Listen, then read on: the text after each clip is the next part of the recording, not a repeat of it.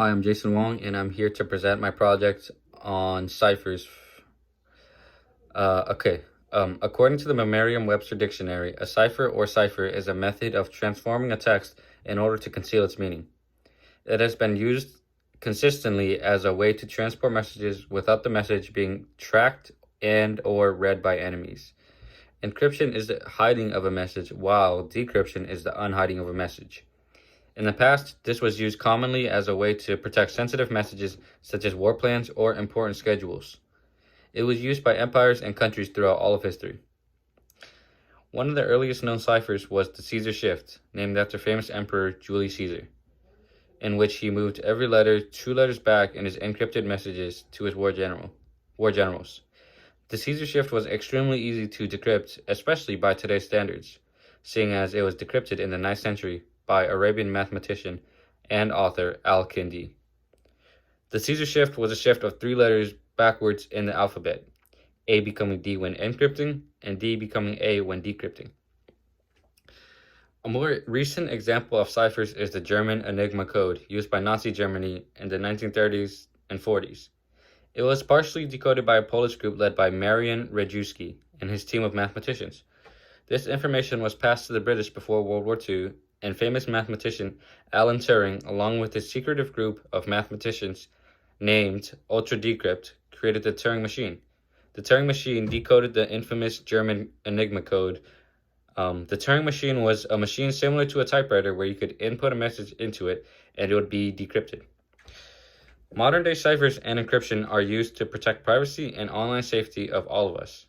It works by the first party giving the other party a randomly generated key of sorts, and then them sending the key to the other party so they can decrypt using the given key.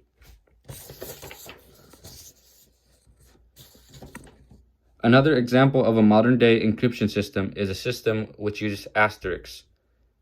Asterisks are a symbol and are somewhat difficult to decrypt without prior knowledge of how it works. There are asterisk passwords online and which are commonly used online. There are programs on the computer and browser that anyone can use and download to decrypt asterisk ciphers or passwords. Although if you do so, you would be held responsible for any activities that you would do online. That is my script. I don't know. I'm now going to explain the Caesar shift because it's the only explainable cipher that I can do within 6 minutes. Okay, I'm going to decrypt a Caesar shift encrypted message with all of you. Okay, so we know that the Caesar shift is a shift of 3 letters backwards into the alphabet. So we'll know that an M is 3 letters backwards, it's J. We'll know that a D is an A, 3 letters backwards. We'll know that the V right here is 3 letters backwards, would be an S. We'll know that the R is 3 letters backwards, it's an O. We'll know that the Q right here would be 3 letters backwards, it would be an N. We have an H here, 3 letters backwards of an H would be E. We have Q, 3 letters backwards would be a N. We have a M, which 3 letters backwards would be a J.